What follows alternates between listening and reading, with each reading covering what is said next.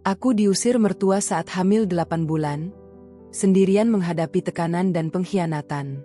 Tapi yang terjadi setelah aku melahirkan membuat mereka semua terkejut dan datang berlutut di depanku. Assalamualaikum sahabat, selamat bergabung di channel ini kisahku. Sebelum memulai cerita ini, tuliskan di kolom komentar dari kota mana kalian menonton video ini. Dan mari bersama untuk like, komen, share, dan subscribe. Serta mari kita tuliskan sholawat di komentar, agar kelak kita mendapatkan syafaat di akhirat nanti. Amin ya robbal alamin. Mari kita mulai ceritanya.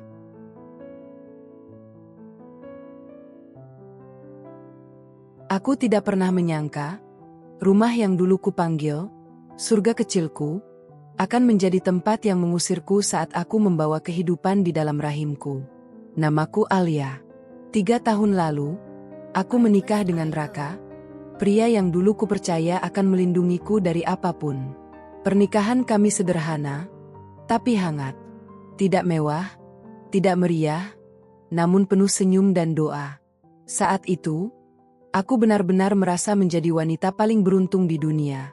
Aku masih ingat pertama kali Raka membawaku ke rumah orang tuanya setelah kami resmi menjadi suami istri. Rumah 2 lantai di kawasan yang cukup elit. Halamannya luas, ada taman kecil yang tertata rapi. Ibunya, Bu Ratna, menyambutku dengan senyum yang terlihat tulus.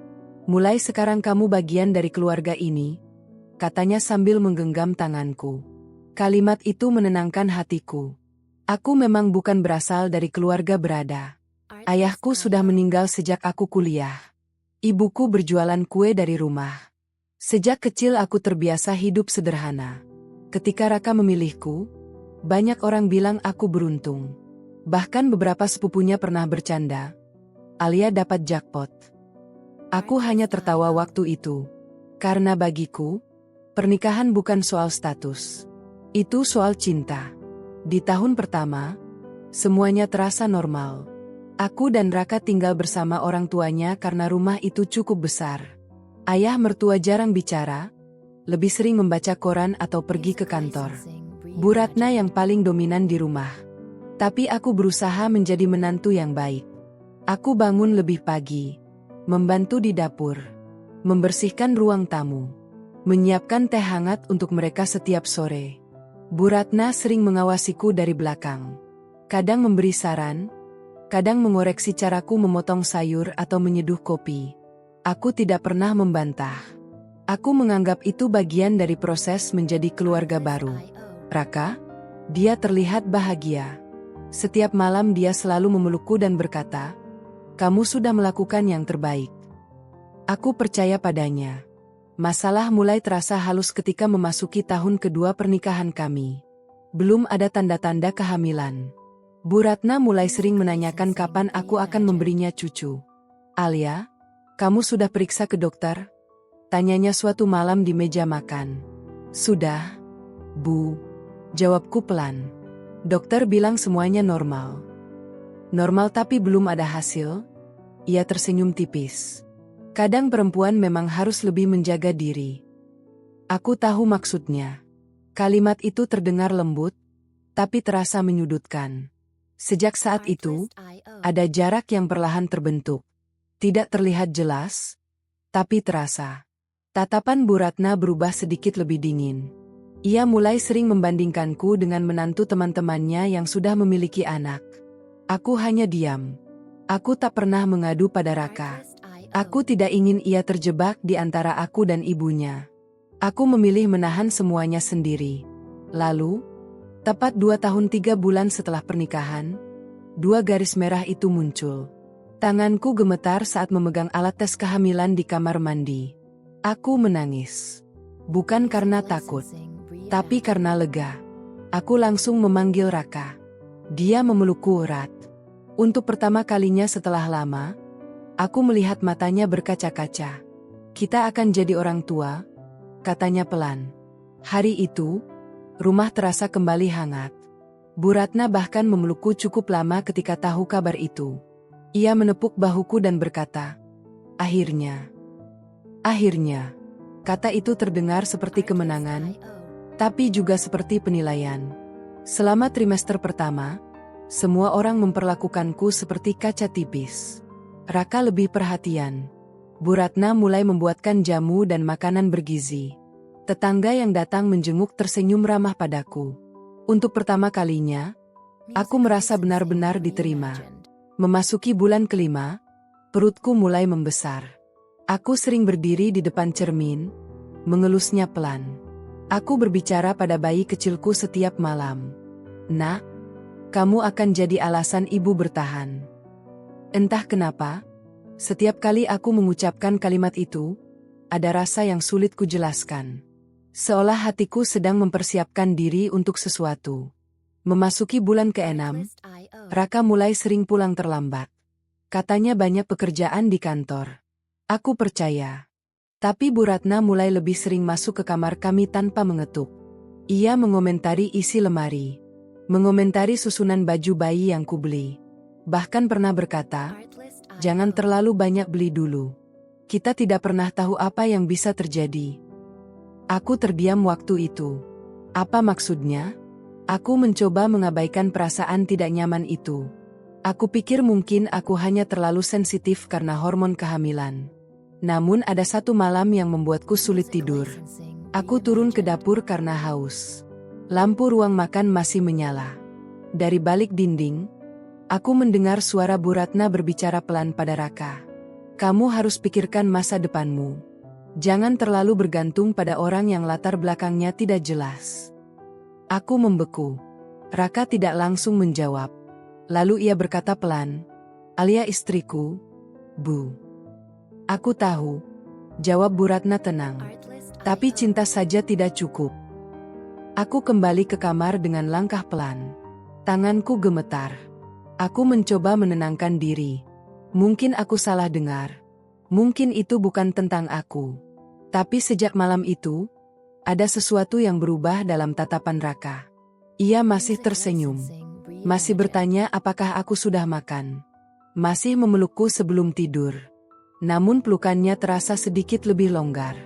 Aku mengelus perutku yang semakin besar. Saat itu kandunganku memasuki bulan ke-7. Aku belum tahu bahwa 1 bulan lagi, rumah ini tidak lagi menjadi tempatku pulang. Dan aku sama sekali belum siap menghadapi kenyataan itu. Karena sejak malam aku mendengar percakapan itu, rumah ini terasa berbeda. Bukan karena temboknya berubah warna, atau karena furniturnya bergeser. Tapi karena cara orang-orang di dalamnya mulai memandangku tidak lagi sama. Raka masih mencium keningku sebelum berangkat kerja, tapi kini ia lebih sering mengecek ponselnya daripada menatap mataku. Kalau dulu ia selalu menanyakan apa yang kuinginkan untuk makan siang, sekarang ia hanya berkata, istirahat yang cukup ya, lalu pergi. Kalimat yang terdengar peduli, tapi terasa jauh. Bu Ratna juga berubah. Ia tetap membuatkan sup hangat dan jus buah untukku, tapi kini setiap pemberiannya disertai nasihat yang terasa seperti sindiran halus. Kamu harus jaga diri baik-baik. Jangan sampai jadi beban, katanya suatu pagi sambil menyodorkan semangkuk bubur kacang hijau. Beban. Kata itu terus terngiang di kepalaku sepanjang hari. Aku mulai memperhatikan hal-hal kecil yang sebelumnya tidak kusadari.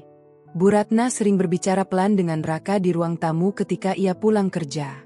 Begitu aku muncul, percakapan mereka langsung berhenti.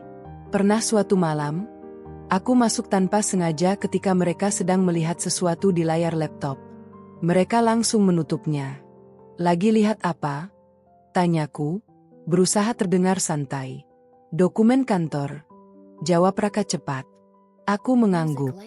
Tapi tatapan Bu Ratna padaku membuatku merasa seperti orang asing di rumah sendiri.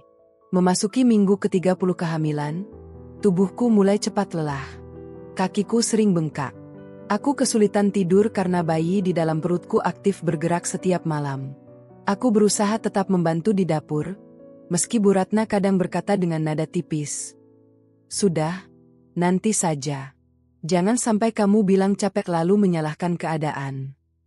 Aku tidak pernah menyalahkan siapapun. Aku hanya ingin merasa diterima.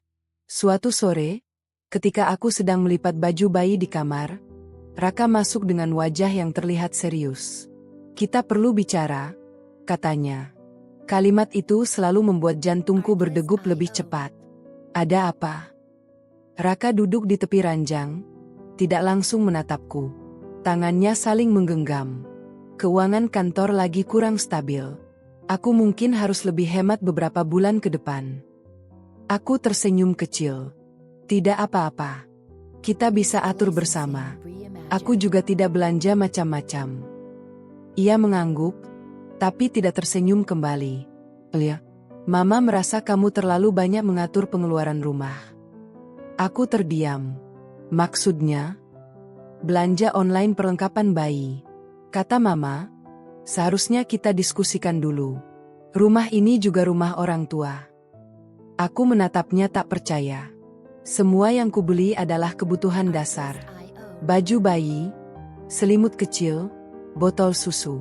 Tidak ada yang berlebihan. Raka, itu untuk anak kita. Aku tahu, jawabnya cepat. Tapi Mama bilang kamu tidak boleh mengambil keputusan sendiri.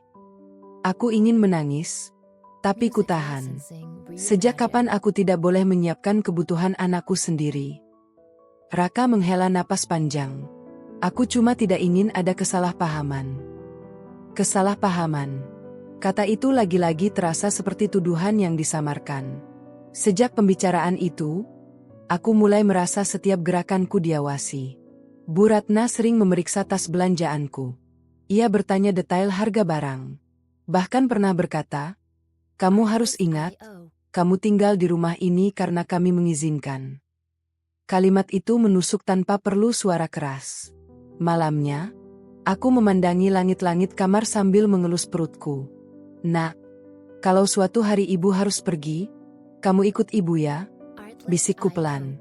Bayi di dalam perutku bergerak, seolah menjawab. Hari itu datang lebih cepat dari yang kuduga. Di awal bulan ke-8, keluarga besar Raka datang berkunjung. Ada makan malam kecil di rumah.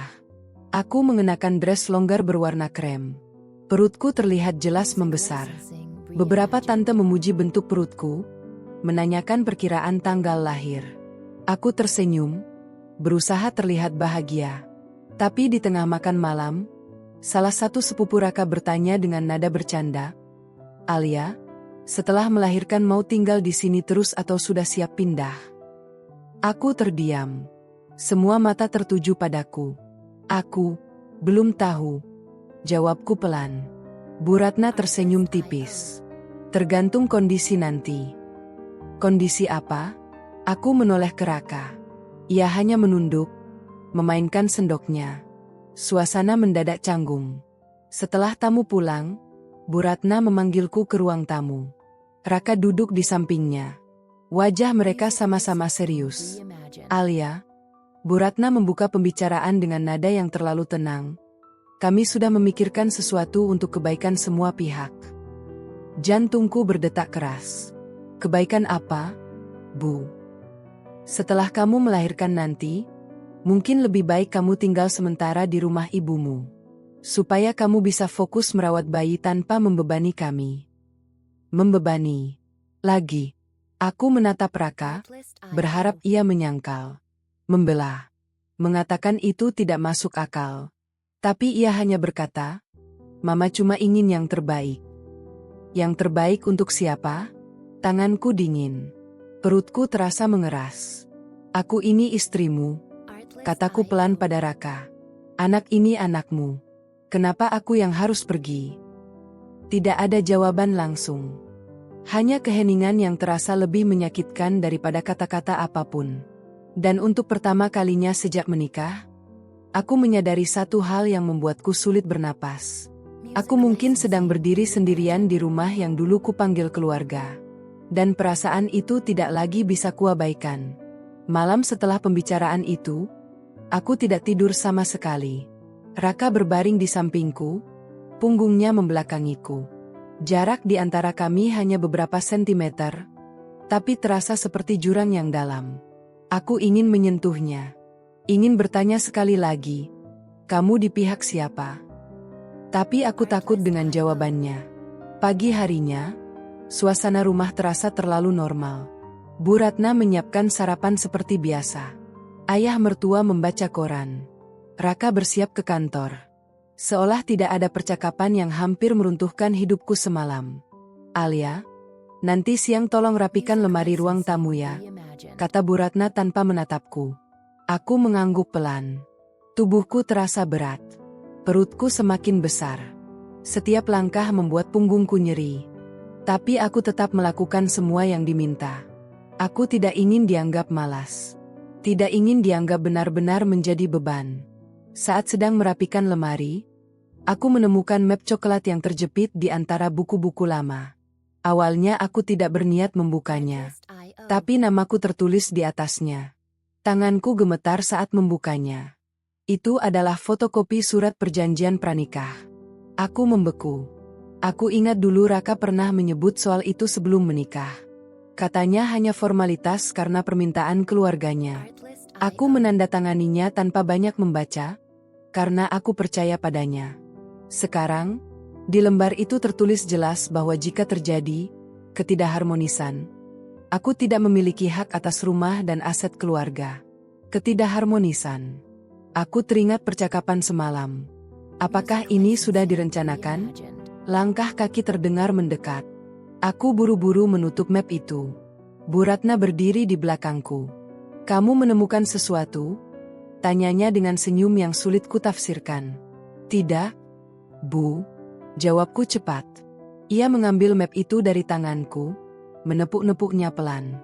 Dokumen lama saja. Tidak penting untuk kamu pikirkan. Tidak penting. Tapi kenapa namaku ada di sana? Siang itu aku memberanikan diri berbicara pada Raka melalui pesan singkat. Apa kamu pernah membaca ulang perjanjian itu?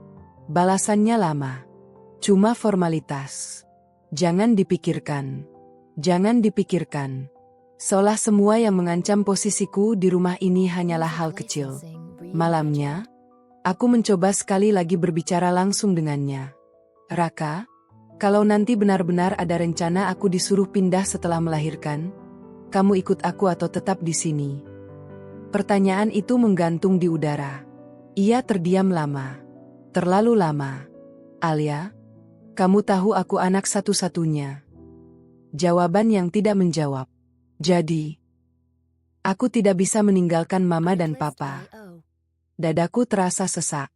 Dan aku, suaraku hampir tak terdengar. Ia menatapku, tapi matanya tidak sehangat dulu. Kita bisa atur semuanya baik-baik. Kita. Kata itu terdengar kosong. Hari-hari berikutnya dipenuhi ketegangan yang tidak diucapkan. Bu Ratna mulai lebih terang-terangan. Ia sering menerima telepon di ruang tamu dan menyebut-nyebut kata, persiapan kamar, dan penataan ulang. Suatu sore aku melihat kamar yang dulu menjadi kamar tamu mulai dikosongkan. Lemari dipindahkan. Sprei diganti. Untuk siapa? Ketika kutanya, Bu Ratna menjawab singkat. Untuk masa depan. Masa depan siapa? Memasuki minggu ke-32, dokter menyarankan aku lebih banyak istirahat. Tekanan darahku mulai naik karena stres. Aku menyampaikan itu pada Raka. Ia hanya mengangguk. Kamu jangan terlalu banyak mikir. Bagaimana mungkin aku tidak memikirkan semuanya? Malam itu, aku duduk sendirian di teras. Angin terasa dingin. Aku mengelus perutku. Nak, kalau suatu hari ibu harus pergi dari sini sebelum kamu lahir, kamu jangan marah ya, bisikku. Air mataku jatuh tanpa suara. Tiba-tiba pintu depan terbuka. Bu Ratna berdiri di ambang pintu. Alia, panggilnya. Aku menoleh. Kami sudah memutuskan. Lebih baik kamu kembali ke rumah ibumu mulai minggu depan. Supaya semuanya jelas sebelum bayi lahir. Minggu depan. Itu berarti, saat kandunganku memasuki 8 bulan. Kenapa harus sebelum aku melahirkan? Tanyaku dengan suara bergetar. Supaya tidak ada drama setelahnya. Jawabnya datar. Drama. Jadi keberadaanku dianggap potensi masalah. Aku mencari wajah Raka di belakangnya. Ia berdiri di sana. Diam. Dan untuk pertama kalinya dalam pernikahan kami, aku melihat sesuatu di matanya yang lebih menyakitkan daripada kemarahan. yaitu persetujuan. Itulah yang kulihat di mata suamiku malam itu, bukan keraguan, bukan kebingungan, tapi penerimaan yang tenang atas keputusan yang akan mengubah hidupku. Dadaku terasa seperti ditekan sesuatu yang berat. "Raka, kamu setuju?" Tanyaku pelan, berharap aku salah membaca. Ia menelan ludah sebelum menjawab. "Ini cuma sementara, Alia, supaya suasana tidak makin tegang." Sementara, kata itu terdengar ringan, tapi tidak ada satupun yang terasa ringan di dalam tubuhku. "Dan suasana tegang itu karena siapa?" Tanyaku, suaraku mulai bergetar. "Karena aku hamil." Bu Ratna melangkah maju sebelum Raka menjawab. "Jangan membalikkan keadaan. Kami hanya ingin semuanya jelas. Rumah ini sudah terlalu penuh dengan emosi. Rumah ini bukan rumah kita." Aku berdiri perlahan. Perutku terasa mengeras. Bayiku bergerak aktif, seolah ikut merasakan gejolak hatiku. "Aku tidak pernah berniat membuat masalah," kataku. "Aku hanya ingin tinggal bersama suamiku. Itu saja." "Kamu bisa tetap bersama Raka," jawab Bu Ratna cepat. "Tapi untuk sementara, lebih baik kamu di rumah ibumu. Di sana kamu lebih nyaman." Nyaman? Rumah ibuku kecil. 1 kamar tidur, dapur sempit, dan ruang tamu yang menyatu dengan tempat usaha kue. Ibuku sudah tua dan masih harus bekerja setiap hari. Aku tidak ingin merepotkannya. Aku menatap Raka sekali lagi. "Kalau aku pergi minggu depan, kamu akan mengantarku?" Ia mengangguk pelan. Jawaban itu seperti palu yang mengetuk kepastian di kepalaku. Malam itu aku menangis tanpa suara di kamar mandi. Aku tidak ingin mereka mendengarnya. Aku tidak ingin dianggap dramatis. Aku hanya duduk di lantai dingin, memeluk perutku. "Nak, maafkan ibu," bisikku. Hari-hari berikutnya berjalan aneh. Tidak ada lagi percakapan panjang. Tidak ada lagi makan malam bersama. Raka lebih sering berada di luar rumah. Bu Ratna sibuk menerima tamu dan telepon. Aku mulai merapikan barang-barangku pelan-pelan. Setiap baju yang kulipat terasa seperti perpisahan. Setiap perlengkapan bayi yang kumasukkan ke dalam kardus terasa seperti pengakuan bahwa aku memang tidak lagi punya tempat di sini. Suatu pagi, ketika aku sedang memasukkan pakaian bayi ke dalam koper kecil, Bu Ratna masuk ke kamar tanpa mengetuk. "Kamu tidak perlu bawa terlalu banyak," katanya sambil melihat isi koperku. "Nanti kalau semuanya sudah stabil, baru kita bicarakan lagi." Aku menahan napas. "Stabil seperti apa, Bu?" Ia tidak langsung menjawab. "Banyak hal yang harus dipikirkan. Soal keuangan, soal masa depan Raka, soal reputasi keluarga." "Reputasi?" Aku menatapnya lurus. "Apakah kehadiranku memperburuk reputasi keluarga?" Ia tersenyum tipis. "Kamu terlalu sensitif." Jawaban yang lagi-lagi tidak menjawab. Siang itu aku menerima telepon dari ibuku. "Kapan kamu mau datang? Ibu dengar dari tante kamu. Kamu mungkin akan tinggal sementara di sini." Aku terdiam. Jadi ini sudah menyebar. "Iya, Bu. Mungkin minggu depan," jawabku pelan. Ibuku terdengar khawatir. "Apa kamu baik-baik saja?" Aku ingin mengatakan tidak. Ingin menangis dan mengadu seperti dulu saat aku masih kecil. Tapi aku menahan diri. "Aku baik, Bu." Aku belajar hari itu bahwa kalimat paling sulit adalah berpura-pura kuat di depan orang yang paling mengenal kelemahanmu. Seminggu berlalu lebih cepat dari yang kuinginkan. Hari keberangkatan itu datang tanpa peringatan. Pagi itu langit mendung. Raka membantuku membawa 2 koper kecil ke ruang tamu. Tidak banyak barang yang kubawa. Hanya pakaian, dokumen penting, dan perlengkapan bayi yang benar-benar kubutuhkan. Bu Ratna berdiri di dekat pintu. "Kamu bisa kembali kalau keadaan sudah lebih tenang," katanya. Keadaan seperti apa yang ia maksud? Aku tidak tahu. Aku menatap ruang tamu itu lama. Tempat aku pernah tertawa. Tempat aku pernah merasa diterima. Sekarang terasa asing. Saat aku melangkah ke arah pintu, tiba-tiba Bu Ratna berkata, "Oh ya, Alia. Aku berhenti. Lebih baik kamu benar-benar fokus pada kandunganmu. Jangan membuat keputusan gegabah. Semua ini demi kebaikan bersama. Aku tidak menjawab. Karena di dalam hatiku, satu pertanyaan terus berputar. Kalau ini demi kebaikan bersama, kenapa hanya aku yang harus pergi? Raka membukakan pintu mobil untukku. Ia tidak banyak bicara selama perjalanan. Hujan mulai turun pelan-pelan. Setengah jalan, aku memegang lengannya. Raka, jujur saja, kalau nanti aku melahirkan di rumah ibu, kamu akan tetap mengakui aku sebagai istrimu. Ia terdiam lama, terlalu lama. Dan dalam keheningan mobil yang dipenuhi suara hujan itu, aku mulai menyadari sesuatu yang jauh lebih menakutkan daripada diusir. Mungkin mereka tidak hanya ingin aku pergi sementara. Mungkin mereka sedang menyiapkan hidup baru, tanpa aku di dalamnya. Pikiran itu terus menghantuiku sepanjang perjalanan menuju rumah ibuku. Raka tidak menjawab pertanyaanku tadi di mobil. Ia hanya berkata pelan, "Kamu terlalu banyak berpikir." Lalu kembali fokus ke jalan. Jawaban yang terasa seperti dinding. Sesampainya di rumah ibu, aku mencoba tersenyum. Ibuku memelukku lama sekali, lebih lama dari biasanya. Tangannya mengusap punggungku pelan, seolah tahu ada yang tidak baik-baik saja. "Kamu kurus," katanya lirih. Aku hampir tertawa mendengarnya. Hamil 8 bulan dan dibilang kurus. Raka membantu menurunkan koper, lalu berdiri canggung di ruang tamu kecil kami. Ia tidak duduk lama. "Aku akan sering ke sini," katanya sebelum pergi. Aku hanya mengangguk. Tapi setelah mobilnya menghilang di ujung gang, aku merasakan kesunyian yang belum pernah kurasakan sebelumnya.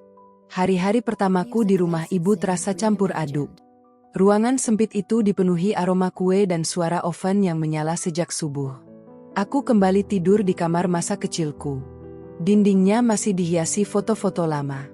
Semua terasa mundur, kecuali kenyataan bahwa aku akan segera menjadi seorang ibu. Raka tidak datang hari pertama. Tidak juga hari kedua. Ia hanya mengirim pesan singkat. "Kerja lagi padat." Aku membaca pesan itu berkali-kali. Aku tidak membalas panjang. Hanya, "Iya."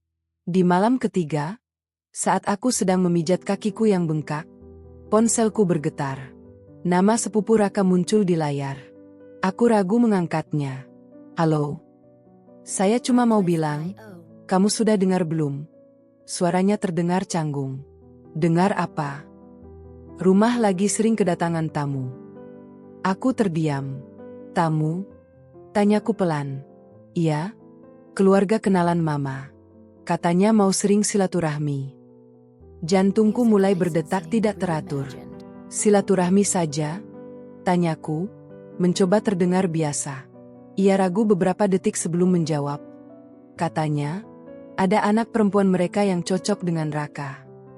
Dunia terasa berhenti sejenak. Aku tidak langsung bicara. Tanganku yang memegang ponsel mulai dingin. "Itu cuma kabar, mungkin tidak benar," tambahnya cepat. Tapi nada suaranya mengatakan sebaliknya. Setelah telepon ditutup, aku duduk diam lama sekali. Bayiku bergerak di dalam perutku. Aku menutup mata dan mencoba bernapas perlahan. Tidak mungkin. Raka tidak mungkin seperti itu. Kami masih menikah. Aku masih istrinya. Aku masih mengandung anaknya. Malam itu aku tidak bisa menahan diri. Aku menelepon Raka. Ia mengangkat setelah dering keempat. "Ada apa?" Suaranya terdengar lelah. "Ada tamu yang sering datang ke rumah?" tanyaku tanpa basa-basi. Ia terdiam. "Siapa bilang?" "Jawab saja." Ia menghela napas. "Mama cuma bertemu teman lama." "Dan anak perempuan teman itu?" Sunyi. Jawaban itu sudah cukup. "Alia, kamu lagi hamil. Jangan memikirkan hal-hal yang belum tentu terjadi." "Belum tentu?" Suaraku pecah. "Aku masih istrimu, Raka. Kita lagi tidak tinggal bersama." Kalimat itu seperti tamparan yang tidak bersuara. "Jadi itu alasannya?" tanyaku. "Aku cuma ingin semuanya berjalan baik." Jawabnya cepat. Mama merasa ini yang terbaik. Mama lagi. Bukan aku. Bukan kami. Selalu mama. Telepon itu berakhir tanpa kesimpulan. Aku menatap layar ponsel yang gelap. Air mataku jatuh tanpa bisa kutahan lagi. Ibuku masuk kamar saat mendengar isakku. Apa yang terjadi? Tanyanya cemas. Aku tidak bisa menjawab. Aku hanya memeluknya. Untuk pertama kalinya sejak diusir, aku mengucapkan kalimat yang selama ini kutahan. Mereka mungkin sedang mencarikan penggantiku, Bu. Ibuku membeku. Tidak mungkin secepat itu, katanya mencoba menenangkanku. Tapi aku tahu, aku bisa merasakannya. Beberapa hari kemudian, bukti itu datang tanpa perlu kucari.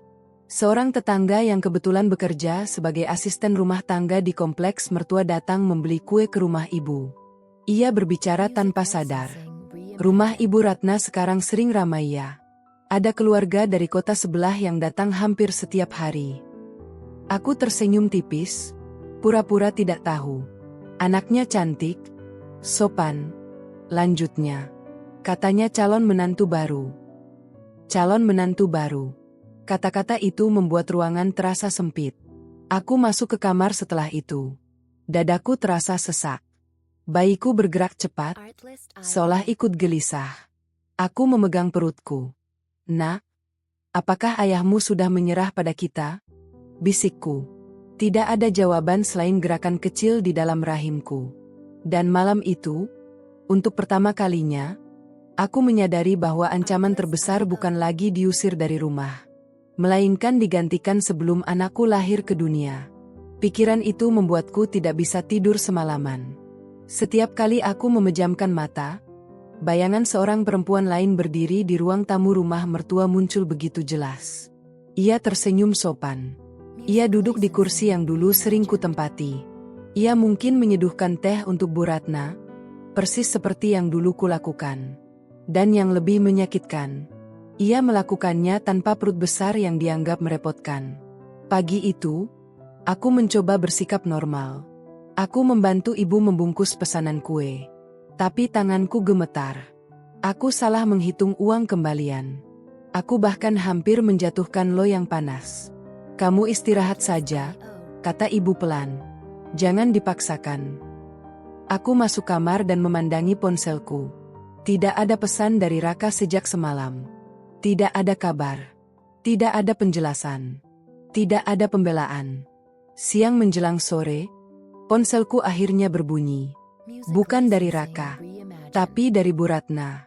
Aku menatap nama itu lama sebelum mengangkatnya. Halo, Bu. Alia, besok malam ada acara makan keluarga kecil di rumah, katanya tanpa basa-basi. Aku terdiam. Keluarga kecil? Ulangku. Ya, beberapa orang penting saja. Kamu datangnya, supaya tidak ada kesalahpahaman. Kesalahpahaman apa lagi? Acara apa, Bu? Tanyaku hati-hati. Ala kadarnya saja. Silaturahmi.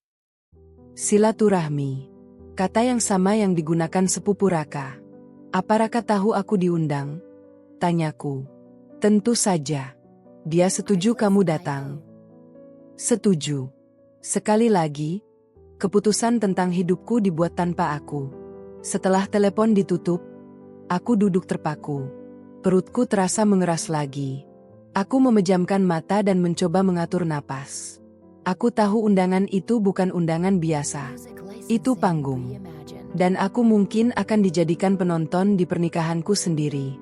Keesokan malam, aku mengenakan dress longgar berwarna biru tua. Ibuku bersikeras mengantarku sampai depan gerbang kompleks mertua. Ia menggenggam tanganku sebelum aku turun.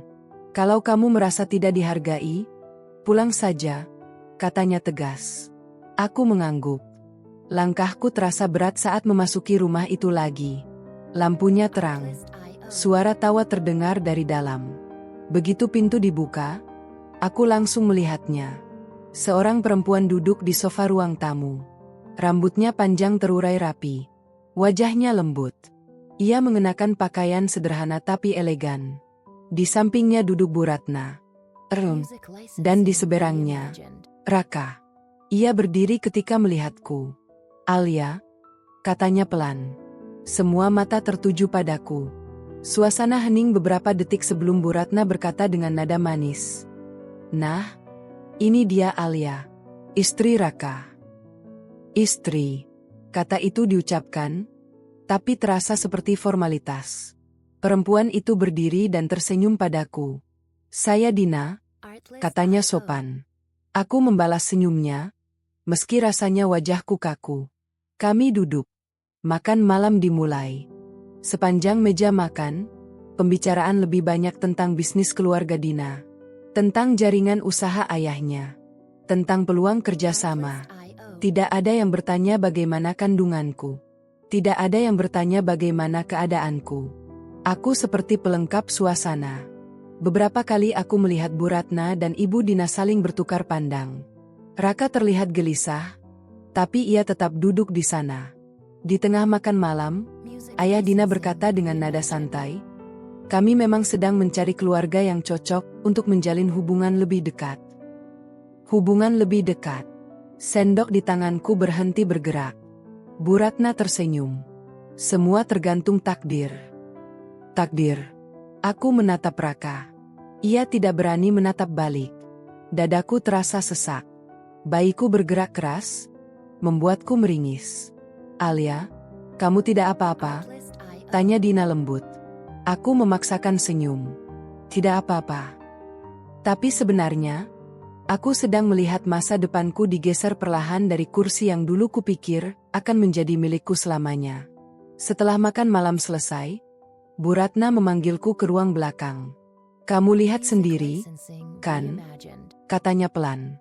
Lihat apa, Bu? Raka butuh pasangan yang bisa mendukung masa depannya. Keluarga Dina bisa membantu banyak hal. Aku merasa lututku melemah.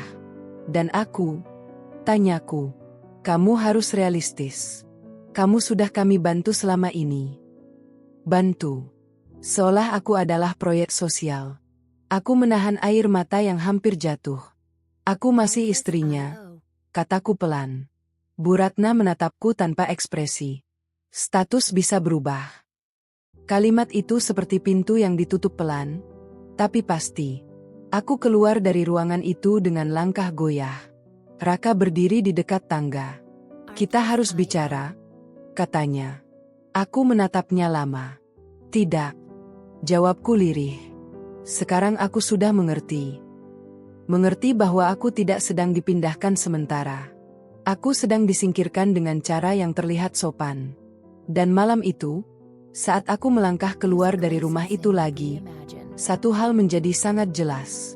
Jika aku tidak melakukan sesuatu sekarang, anakku akan lahir dalam keadaan ayahnya sudah memilih keluarga lain. Dan untuk pertama kalinya sejak semua ini dimulai, aku tidak merasa ingin menangis. Aku merasa marah. Bukan marah yang meledak-ledak, tapi marah yang tenang. Marah yang membuat pikiranku jernih. Sepanjang perjalanan pulang malam itu, aku menatap jendela mobil ibuku tanpa bicara. Lampu-lampu jalan tampak kabur, tapi bukan karena air mata. Aku sudah melewati tahap itu. Apa yang mereka katakan? Tanya ibu pelan. Aku menatap ke depan. Mereka sedang menyiapkan masa depan Raka. Tanpa kamu. Aku mengangguk. Ibu menggenggam kemudi lebih erat. Lalu kamu mau apa? Pertanyaan itu menggantung. Mau apa? Selama ini aku hanya bertahan. Menunggu. Berharap Raka akan sadar. Berharap Bu Ratna akan luluh. Tapi malam itu aku sadar sesuatu yang menyakitkan. Aku tidak bisa terus berharap pada orang yang sudah memilih untuk tidak berdiri di sampingku. Sesampainya di rumah, aku masuk kamar dan mengunci pintu. Aku duduk di tepi ranjang dan memegang perutku. Nak, mulai sekarang ibu tidak akan diam lagi. Bayiku bergerak pelan. Entah kenapa, gerakan itu terasa seperti penguatan. Keesokan harinya, aku mengirim pesan pada Raka. Kita harus bicara. Bukan di rumah orang tuamu. Bukan di rumah ibuku. Di tempat netral. Balasannya datang lebih cepat dari biasanya. Tentang apa lagi? Alia, tentang statusku dan status anak kita. Ia tidak langsung menjawab. Beberapa menit kemudian, ia mengirim lokasi sebuah kafe kecil di tengah kota. Aku datang lebih dulu. Duduk di sudut ruangan yang tenang. Perutku yang besar membuat beberapa orang melirik, tapi aku tidak peduli. Raka datang 10 menit kemudian. Wajahnya terlihat lelah. Ia duduk tanpa banyak basa-basi. "Kamu mau apa?" tanyanya. Aku menatapnya lama. "Aku mau kejelasan." "Kejelasan apa? Apakah kamu masih menganggapku istrimu?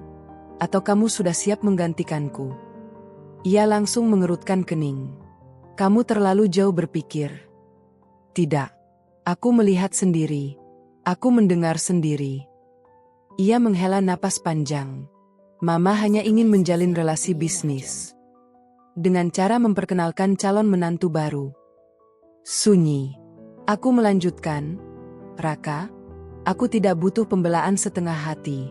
Aku hanya ingin tahu, kalau aku melahirkan bulan depan, kamu akan berdiri di ruang bersalin sebagai suamiku atau sebagai tamu?" Pertanyaan itu membuatnya terdiam lebih lama dari sebelumnya. "Alia, semuanya rumit," katanya akhirnya. "Tidak. Sebenarnya sederhana. Kamu pilih aku dan anakmu, atau kamu pilih ambisi keluargamu?" Ia menatapku tajam. "Kenapa kamu membuatku memilih?" "Karena tidak ada lagi ruang untuk abu-abu. Karena aku tidak akan melahirkan dalam status yang menggantung," jawabku tegas. Untuk pertama kalinya, suaraku tidak bergetar. Ia bersandar di kursinya. "Kalau kamu terus bersikap seperti ini, Mama akan makin yakin kamu tidak cocok untuk keluarga kami." "Keluarga kami?" Aku tersenyum tipis. Justru itu yang sedang kupikirkan. Ia terlihat bingung. "Maksudnya?" "Aku tidak akan memohon untuk tetap berada di tempat yang tidak menginginkanku." Aku mengeluarkan satu map dari dalam tas. "Fotokopi surat perjanjian pranikah itu. Aku sudah membacanya lagi," kataku pelan. "Kalau terjadi ketidakharmonisan, aku tidak berhak atas apapun. Tapi di situ tidak tertulis bahwa aku tidak berhak atas anakku." Raka membeku.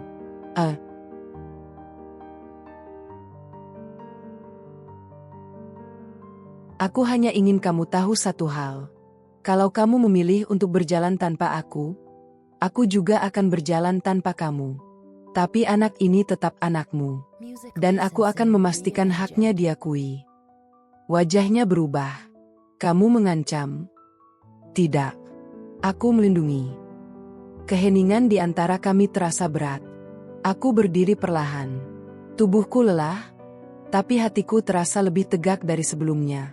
"Aku tidak akan datang lagi ke rumah itu hanya untuk dipermalukan," kataku.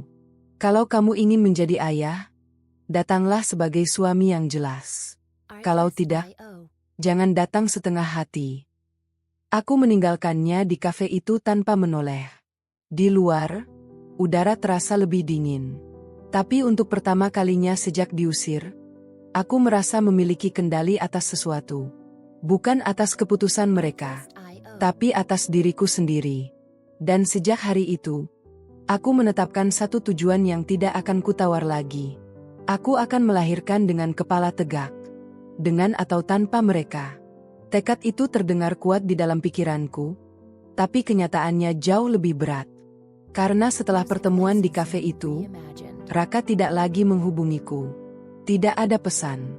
Tidak ada telepon. Tidak ada pertanyaan tentang kondisi kandunganku. Seolah-olah aku benar-benar sudah berdiri di luar hidupnya. Hari pertama aku masih menunggu. Hari kedua aku mulai gelisah. Hari ketiga, aku mulai memahami bahwa diamnya adalah jawaban. Keuangan menjadi masalah berikutnya. Tabunganku tidak banyak. Selama ini kebutuhan rumah tangga diatur bersama Raka. Sekarang aku harus memikirkan biaya persalinan, kontrol dokter, dan kebutuhan bayi sendirian. Ibuku berusaha terlihat tenang. "Kita bisa pakai BPJS. Jangan khawatir," katanya. Tapi aku tahu, ibu tidak punya banyak tabungan. Uang hasil jualan kue hanya cukup untuk kebutuhan sehari-hari. Malam itu aku membuka kembali laptop lamaku. Aku pernah bekerja sebagai admin online sebelum menikah. Aku masih punya beberapa klien lama. Tanganku gemetar saat mulai mengetik pesan. Apakah masih membutuhkan bantuan pengelolaan toko online? Saya siap bekerja dari rumah. Satu persatu pesan terkirim.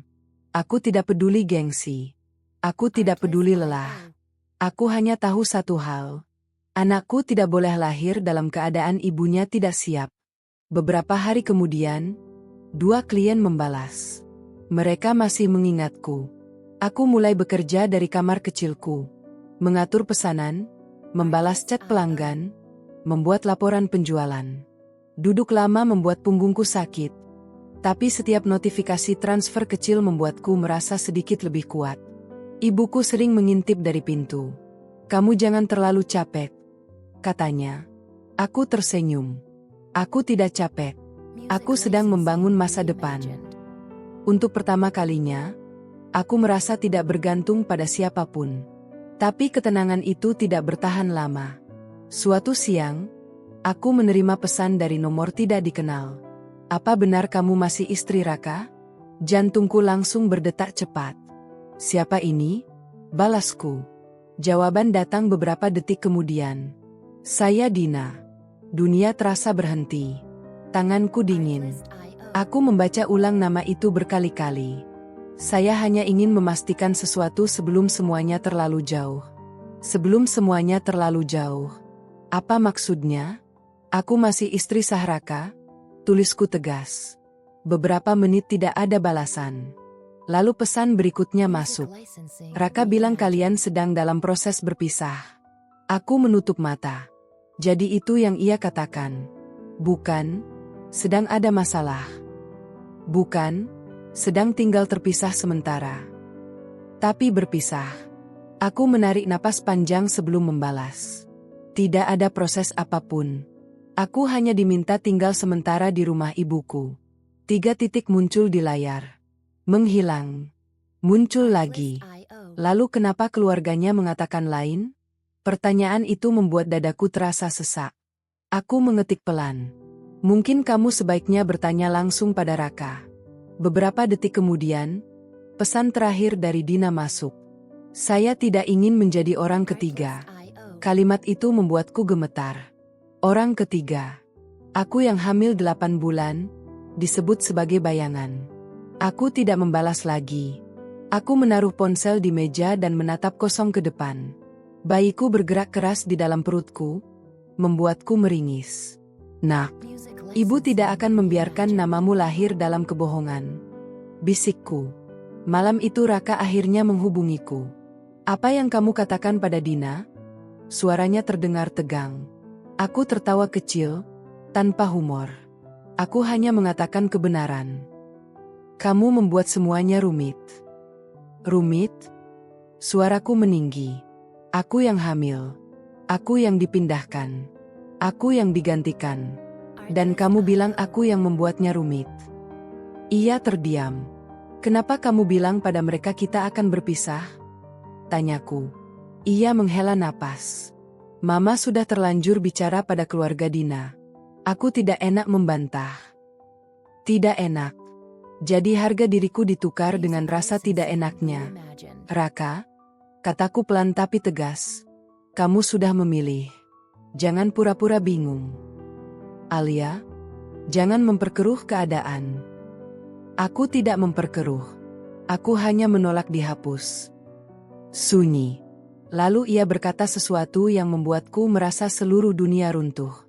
"Mama mempertimbangkan untuk mengurus pembatalan pernikahan secara resmi." Pembatalan. Aku menahan napas. "Tanpa persetujuanku. Kita bisa diskusikan baik-baik." "Baik-baik."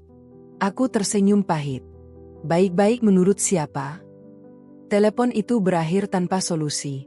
Aku duduk lama di tepi ranjang, menatap perutku yang semakin berat. Sekarang semuanya jelas. Mereka bukan hanya ingin aku pergi. Mereka ingin menghapusku. Dan jika aku tidak bergerak lebih cepat, aku bukan hanya akan kehilangan suami. Aku mungkin akan dipaksa kehilangan status dan hak anakku sebelum ia sempat membuka matanya di dunia ini. Dan ketakutan itu akhirnya menjadi nyata 3 hari kemudian. Pagi itu kurir datang membawa sebuah amplop coklat besar. Namaku tertulis lengkap dengan alamat rumah ibuku. Pengirimnya adalah sebuah kantor hukum di pusat kota. Tanganku langsung gemetar. Ibuku yang menerima paket itu menatapku cemas. Dari siapa? Aku tidak menjawab. Aku sudah tahu. Aku membawanya ke kamar dan menutup pintu perlahan. Suara sobekan amplop terdengar lebih keras dari biasanya. Di dalamnya ada beberapa lembar dokumen. Gugatan cerai. Mataku langsung kabur. Aku membaca ulang kalimat pertama berkali-kali, berharap salah lihat. Permohonan perceraian dengan alasan ketidakharmonisan dan perpisahan tempat tinggal. Alasan yang mereka ciptakan sendiri, kini dijadikan dasar untuk menyingkirkanku secara resmi. Tanganku mulai dingin. Perutku terasa mengeras. Bayiku bergerak kuat, membuatku meringis. Nak, mereka bergerak lebih dulu, bisikku. Di halaman berikutnya tertulis bahwa aku dianggap tidak mampu menjalankan kewajiban sebagai istri, dan telah meninggalkan rumah tanpa izin keluarga. Aku membeku. Meninggalkan rumah tanpa izin? Aku yang diminta pergi. Aku yang diantar keluar. Aku yang dipindahkan. Dan sekarang ditulis seolah aku pergi sendiri. Air mataku jatuh, tapi kali ini bukan karena sedih. Karena marah. Ibuku masuk kamar ketika melihat wajahku pucat. Apa itu? Aku menyerahkan dokumen itu tanpa bicara. Ibuku membacanya pelan. Wajahnya berubah tegang. Mereka berani sekali, katanya lirih. Aku duduk perlahan di tepi ranjang. Dadaku terasa sesak. Tapi pikiranku mulai bekerja cepat. Mereka mengira aku akan panik. Mengira aku akan menyerah. Mengira aku akan malu dan memilih diam. Tapi kali ini berbeda. Aku tidak akan tanda tangan, kataku pelan. Ibuku menatapku. Kamu siap melawan? Aku mengangguk. Bukan demi Raka. Demi anakku. Sore itu aku menghubungi seorang teman lama, Sinta. Ia bekerja sebagai staf di kantor pengacara keluarga. Kami sudah lama tidak bertemu, tapi ia masih mengingatku. Kamu hamil 8 bulan dan digugat cerai? Suaranya terdengar tak percaya. Iya. Ia terdiam beberapa detik. Kamu tidak boleh panik. Gugatan bisa dibantah. Dan soal hak anak, selama belum ada putusan, statusmu tetap sah. Aku memejamkan mata, mencoba menyerap setiap kata. Apa mereka bisa mengklaim aku meninggalkan rumah? Tanyaku. Kalau kamu punya bukti bahwa kamu diminta pergi, itu bisa jadi pembelaan. Bukti. Aku teringat pesan-pesan lama dari Raka. Kalimat-kalimatnya. Ajakan pindah sementara. Undangan makan malam yang mempermalukanku. Aku masih menyimpannya. Aku punya chat, kataku pelan. Bagus. Simpan semuanya. Jangan hapus apapun. Untuk pertama kalinya sejak amplop itu datang, aku merasa sedikit lebih kuat. Malamnya, Raka menelepon. Alia, kamu sudah terima suratnya. Suaranya terdengar formal. Seperti berbicara dengan orang asing. Sudah. Kita bisa selesaikan ini baik-baik. Baik-baik menurut versi siapa lagi? Raka. Ia terdiam. Aku tidak akan tanda tangan, kataku tegas. Kenapa harus dipersulit? Karena aku tidak pernah meninggalkan rumah itu atas kemauanku. Ia menarik napas panjang. Mama merasa ini sudah jalan terbaik. Mama lagi. Apakah kamu juga merasa begitu? Tanyaku. Keheningan panjang menjawab lebih dari kata-kata. Alia, semuanya sudah terlanjur. Aku tersenyum pahit. Belum. Belum ada yang terlanjur sebelum hakim memutuskan. Suaranya berubah lebih tajam. Kamu mau mempermalukan keluarga. Aku menutup mata. Yang mempermalukan keluarga bukan aku, Raka. Tapi kebohongan yang kalian buat. Telepon itu berakhir dengan nada tidak selesai. Aku menatap perutku yang semakin berat. Kini tujuanku bertambah satu. Bukan hanya melahirkan dengan kepala tegak, tapi memastikan bahwa anakku lahir dalam status yang jelas. Bukan sebagai bagian dari cerita yang dipelintir demi ambisi orang dewasa. Dan untuk pertama kalinya, aku sadar, perjuanganku bukan lagi soal mempertahankan suami, tapi mempertahankan kebenaran sebelum mereka menuliskannya ulang tanpa aku di dalamnya. Dan kebenaran itu mulai terasa semakin berat ketika tekanan datang dari segala arah. Sejak surat gugatan itu tiba, suasana di rumah ibuku ikut berubah. Bukan karena ibu menyalahkanku, tapi karena kekhawatiran yang terus menggantung di udara. Tetangga mulai bertanya-tanya, "Alia sudah pisah ya? Kenapa hamil besar malah pulang ke rumah ibu? Katanya suaminya mau nikah lagi." Pertanyaan-pertanyaan itu datang dengan nada penasaran yang terasa seperti sorotan lampu. Aku mencoba mengabaikannya. Tapi setiap bisikan yang kudengar di gang kecil rumah ibu membuat langkahku terasa semakin berat. Suatu sore, aku mendapat pesan suara dari Bu Ratna. "Alia, sebaiknya kamu tidak memperpanjang masalah ini. Kamu sedang hamil. Jangan sampai stres membahayakan bayi. Tanda tangani saja. Kita bisa selesaikan tanpa ribut." Nada suaranya terdengar lembut. Terlalu lembut. Aku memutar ulang pesan itu berkali-kali. Bukan karena ragu, tapi karena aku bisa merasakan ancaman yang dibungkus kepedulian. Malam itu hujan turun deras.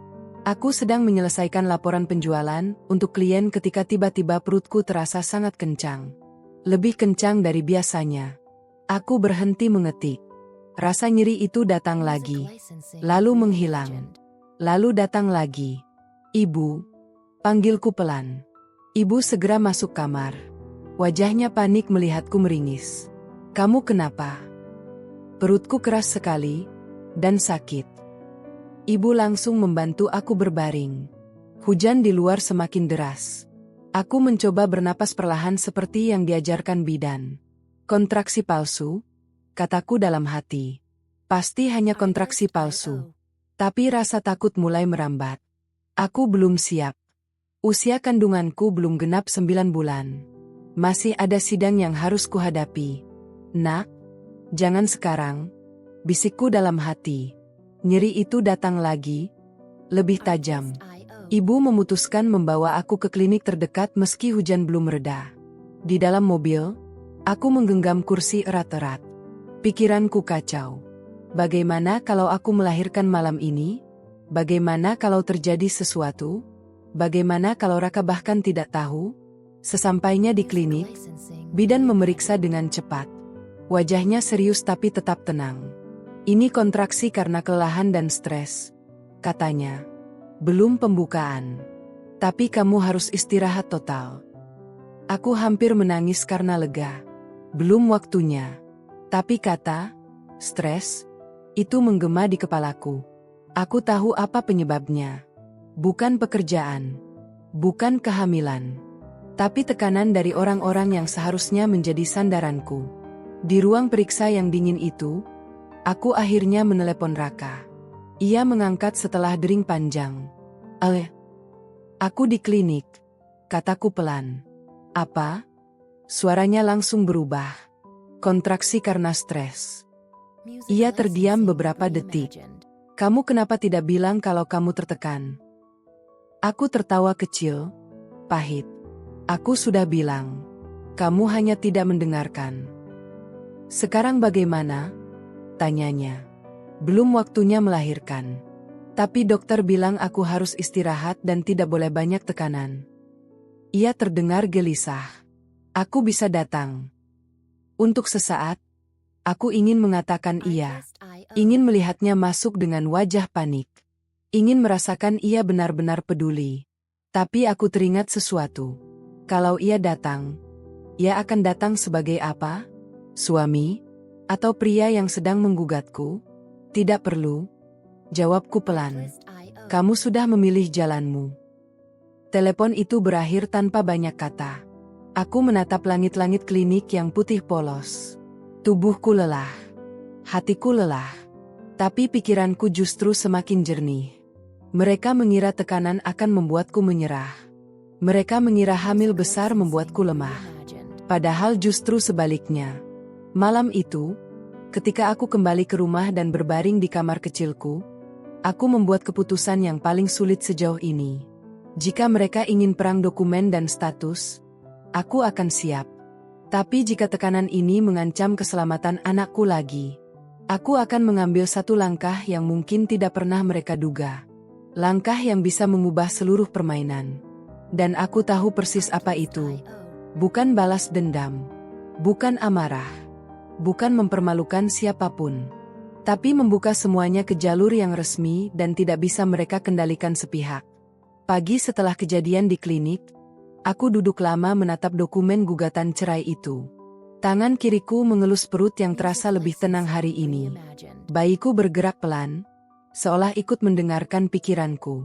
Aku tidak akan melawan dengan emosi, bisikku. Aku akan melawan dengan fakta. Aku menghubungi Sinta lagi. Aku mau ajukan gugatan balik, kataku tanpa ragu.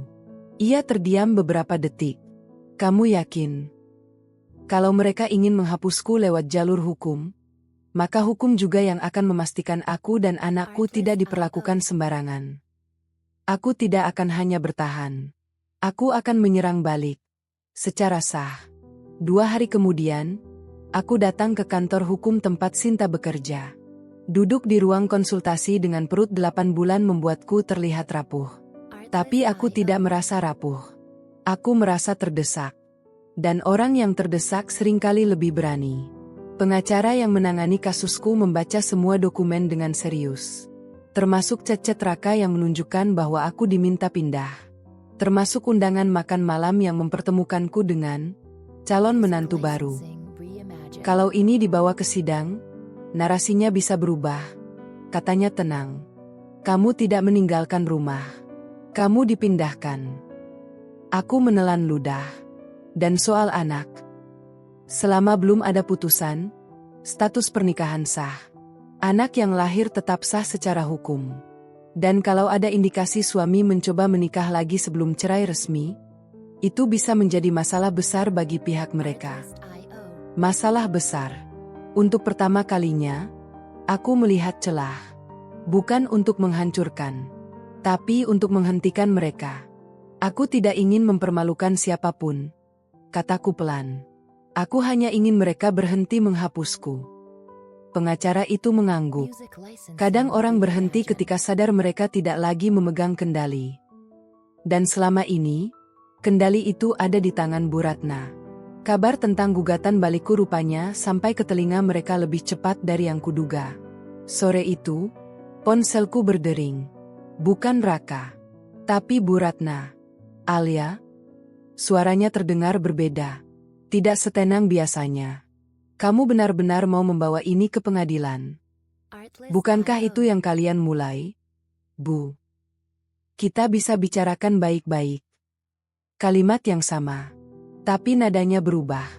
Bukankah Mama sudah memutuskan semuanya? Tanyaku pelan. Ia terdiam. Kamu hamil besar. Apa kamu tidak takut stres lagi? Aku lebih takut anakku lahir tanpa kejelasan. Sunyi. Lalu ia berkata sesuatu yang membuatku menggenggam ponsel lebih erat. Kamu jangan lupa, keluarga kami punya reputasi. Aku menarik napas panjang. Dan aku punya harga diri. Telepon ditutup lebih dulu olehku. Tangan dan kakiku gemetar setelahnya. Aku memang berani. Tapi aku juga takut. Takut tekanan akan makin besar. Takut mereka akan menggunakan cara lain. Takut Raka benar-benar membenciku karena ini. Malam itu Raka akhirnya datang ke rumah ibu. Ia berdiri di ruang tamu kecil itu, terlihat lebih kurus dari terakhir kali kulihat. Matanya merah, entah karena kurang tidur atau terlalu banyak pikiran. Kamu benar-benar mau memperpanjang ini? Tanyanya. Aku tidak memperpanjang. Aku menyeimbangkan. Ia menatap perutku lama. Kamu membuat Mama tertekan. Aku tersenyum pahit. Dan siapa yang membuatku kontraksi di klinik? Ia terdiam. Alia, kalau kamu terus seperti ini, tidak akan ada jalan kembali. Kalimat itu seperti peringatan. Atau ancaman. Aku menatapnya lurus. Jalan kembali kemana, Raka? Ke rumah yang sudah mempersiapkan penggantiku. Ia tidak bisa menjawab. Untuk pertama kalinya, aku melihat keraguan di matanya. Bukan karena ibunya, tapi karena ia mulai sadar bahwa situasi ini tidak lagi mudah dikendalikan. Aku hanya ingin semuanya tenang sebelum bayi lahir, katanya pelan. Kalau begitu hentikan gugatan sepihak itu, jawabku tegas. Dan hentikan rencana mempertemukanmu dengan perempuan lain selama aku masih istrimu. Ia memejamkan mata. Konflik itu terlihat jelas di wajahnya.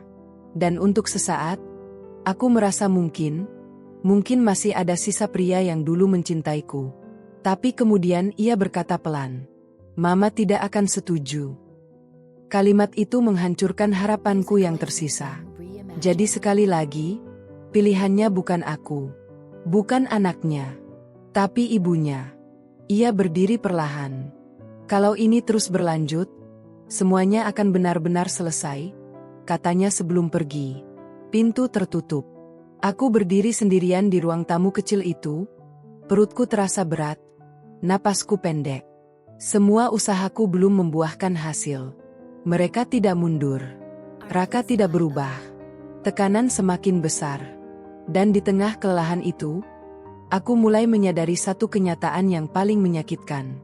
Mungkin untuk melindungi anakku, aku harus siap kehilangan pernikahanku sepenuhnya. Tanpa sisa, tanpa harapan. Malam itu aku duduk di kamar, menatap langit-langit kamar kecilku, dan untuk pertama kalinya sejak diusir, aku merasa benar-benar sendirian. Tidak ada Raka. Tidak ada Bu Ratna yang menatapku dengan senyum manis tapi penuh agenda. Hanya aku, ibuku, dan bayi yang bergerak di dalam perutku. Aku menarik napas panjang, mencoba menenangkan diri, tapi dada terasa sesak. Semuanya seperti menekan sekaligus, gugatan cerai, ancaman penggantiku, kontraksi palsu, Raka yang diam, dan tekanan sosial yang tak berkesudahan. Aku menangis. Tanpa suara, tanpa malu. Hanya aku dan malam.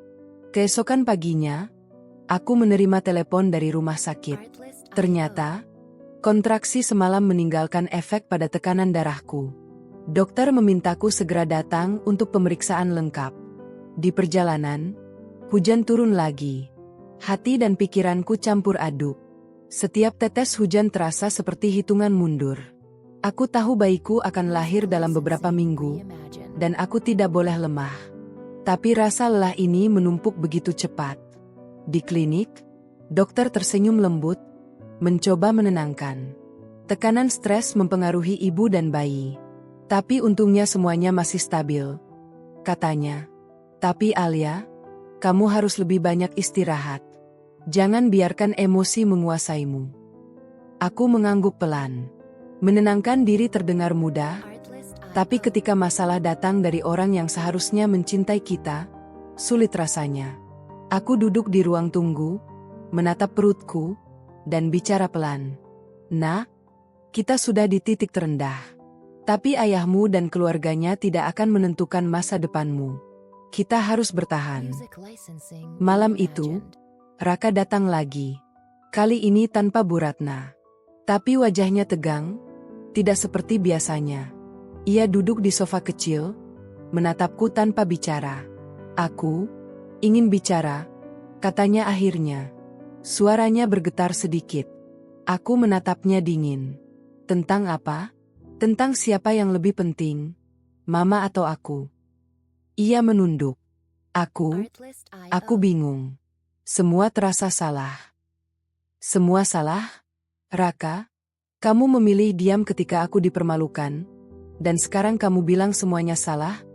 Tanyaku dengan suara yang lebih keras dari yang kukira. Ia terdiam. Aku tahu ia tersiksa. Tapi tersiksa bukan berarti berubah. Aku menarik napas dalam-dalam. "Dengar, Raka. Aku sudah memutuskan. Aku akan melindungi anakku, dengan atau tanpa kamu. Aku tidak bisa lagi menunggu kamu atau ibumu mengatur hidupku." Sunyi. "Kalau aku memilih keluargaku," bisiknya, hampir tak terdengar.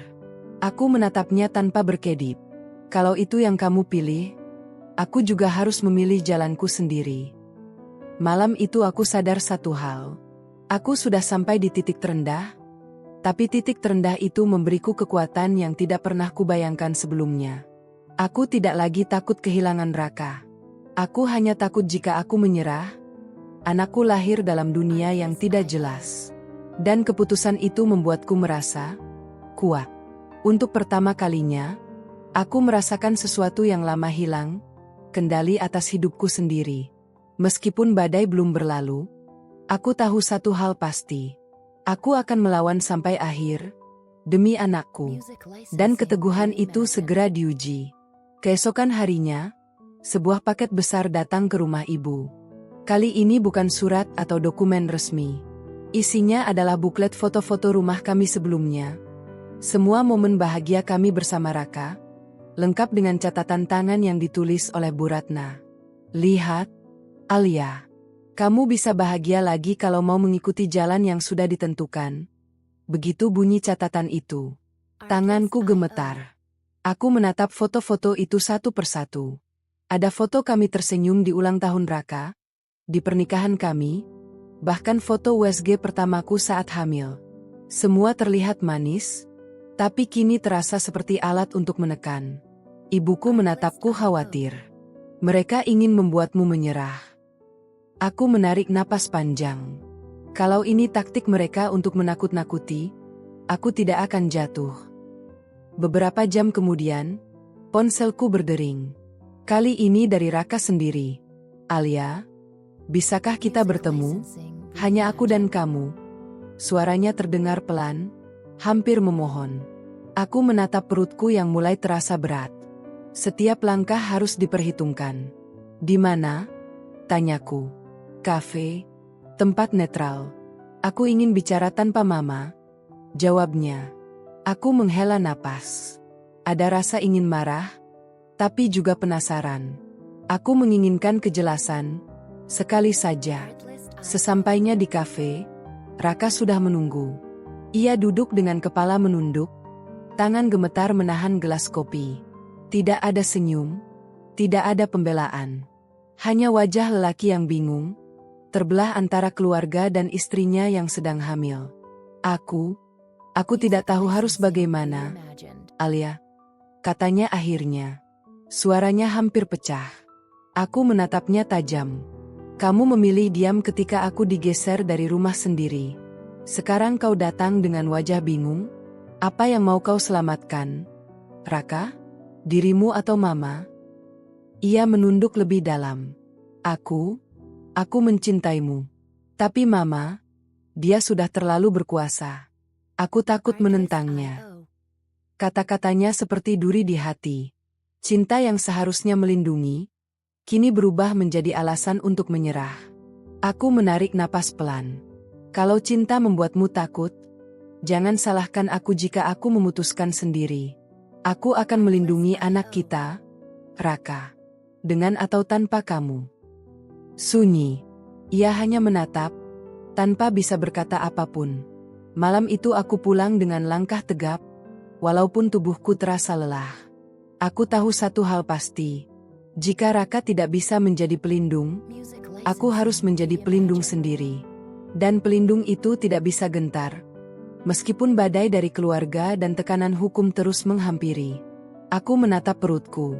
Bayiku bergerak perlahan, seolah merasakan keteguhan yang baru saja lahir di dalam diriku. Nah, ibu yang akan menjaga kita berdua, bisikku pelan. Malam itu, aku tidur dengan satu tekad yang lebih kuat dari sebelumnya. Aku tidak akan menyerah, bahkan jika seluruh dunia menentang. Dan besok, aku tahu, pertempuran yang sesungguhnya akan dimulai. Dan benar saja, pagi itu, ketika aku baru saja menyiapkan sarapan untuk ibuku, suara bel rumah berbunyi bertubi-tubi. Kubuka pintu, dan di depan mata, berdiri sosok yang membuat jantungku berhenti sejenak. Bu Ratna, ditemani seorang pengacara yang membawa berkas tebal. Alia, kita perlu bicara, kata Bu Ratna dengan senyum yang terdengar manis tapi menusuk. Aku menahan napas. Tentang apa, Bu? Gugatanmu, kami tidak bisa membiarkan ini berjalan. Kamu harus mempertimbangkan posisi keluarga, jawabnya. Nada bicara seolah menasihati, tapi di matanya, aku bisa melihat tekanan yang tersembunyi. Aku menatap ibuku. Ia mengangguk pelan, memberi isyarat bahwa aku harus kuat. Aku tidak akan mundur. Jawabku tegas. Anakku lahir dengan status yang jelas, dan aku tidak akan membiarkan kalian menghapus aku atau anakku. Bu Ratna menatapku lama, lalu pengacara itu membuka berkas, menunjukkan dokumen tambahan.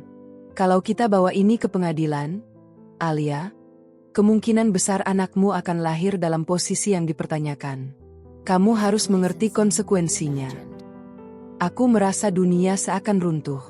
Satu-satunya hal yang paling aku takutkan, anakku lahir dalam ketidakjelasan, tiba-tiba di depan mata. Aku menelan ludah, menenangkan diri. Aku sudah mempertimbangkan konsekuensi itu. Aku tidak peduli risiko hukum, yang penting anakku terlindungi. Dan aku tidak akan menandatangani apapun yang membuatku kehilangan haknya. Sunyi. Mereka tampak terkejut, seolah tidak menyangka aku cukup berani untuk menentang mereka. Alia, Bu Ratna akhirnya bersuara, nada suaranya lebih tegas. Kalau kamu tetap seperti ini, kamu akan kehilangan segalanya. Rumah, suami, status. Apa kamu siap dengan itu? Aku menatapnya lurus, jantungku berdetak cepat tapi tekadku lebih cepat. Kalau itu harus terjadi agar anakku aman, aku siap. Aku tidak akan membiarkan anakku lahir dalam dunia yang dirancang tanpa aku di dalamnya. Pengacara itu menunduk, membalik beberapa halaman berkas. Wajahnya terlihat tegang. Mereka mengira aku akan menyerah karena hamil besar. Mereka mengira aku lelah. Mereka mengira aku takut. Tapi kenyataannya, rasa takut itu berubah menjadi energi yang membuatku lebih kuat. Aku menatap perutku. Bayiku bergerak, seakan merespons keteguhan yang baru saja lahir dalam diriku. Dan di saat itu, aku tahu satu hal pasti. Pertempuran ini belum selesai. Bahkan, ini baru titik paling kritis, titik di mana aku harus memilih satu-satunya jalan terakhir. Satu jalan yang akan menentukan nasibku, anakku, dan bahkan hubungan yang pernah kusebut rumah tangga. Besok, aku akan mengambil keputusan yang tidak akan bisa mereka kendalikan lagi. Malam itu, aku sulit tidur. Bayi di perutku bergerak lebih sering dari biasanya, seakan merasakan gelisah yang menguasai tubuhku. Aku duduk di tepi ranjang, memeluk perutku, dan membisikkan janji. Nak, besok, ibu akan bertindak. Kita tidak bisa terus menunggu. Ibu akan pastikan kita berdua aman. Aku tahu ini berarti menghadapi risiko besar. Aku harus melawan bukan hanya Bu Ratna, tapi juga Raka yang kini berada di persimpangan antara keluarganya dan anak kami. Pagi hari, aku menghubungi pengacara Sinta. Ia menyiapkan dokumen yang sudah lama kutunggu, gugatan balik untuk memastikan hak anakku diakui sejak lahir. Ini adalah langkah terakhirku sebelum persalinan, jalan terakhir yang bisa memastikan aku tidak dicurangi. Ketika Raka menelepon, suaranya terdengar cemas. Alia, aku dengar kamu akan ke pengadilan. Iya, aku harus memastikan anak kita lahir dengan status yang jelas. Jawabku tegas. Ini bukan soal kita, Raka. Ini soal anak kita. Kalau Mama tahu, tanyanya pelan. Aku tidak peduli. Aku sudah tidak peduli lagi dengan siapapun yang ingin menghapus kita. Sunyi. Aku tahu hatinya terguncang. Tapi aku tidak bisa menunggu belas kasihan dari orang lain. Anak ini harus aman. Di pengadilan, aku berdiri di depan hakim dengan tubuh lelah tapi kepala tegak. Bayiku bergerak pelan di perutku, seolah merasakan keberanian yang mengalir dari ibunya. Bu Ratna hadir dengan wajah serius, ditemani pengacaranya. Raka duduk di sampingnya, terlihat bimbang. Yang mulia, pengacaraku membuka. Kami hadir untuk memastikan bahwa klien kami, Alia, berhak atas perlindungan hukum penuh bagi anaknya yang belum lahir, dan status pernikahannya tetap sah sampai ada putusan resmi. Hakim menatapku lama. Aku menunduk pelan, menahan napas, merasakan setiap detik yang terasa menegangkan. Bu Ratna mencoba berbicara, namun pengacaraku dengan tenang menegaskan fakta, bahwa aku tidak meninggalkan rumah, bahwa aku dipindahkan, dan bahwa anakku berhak dilindungi. Raka menatapku, matanya basah, seakan baru menyadari keseriusan situasi. Ia membuka mulut, tapi kata-kata tersangkut. Aku menatapnya balik, kepala tegak, hati tegas.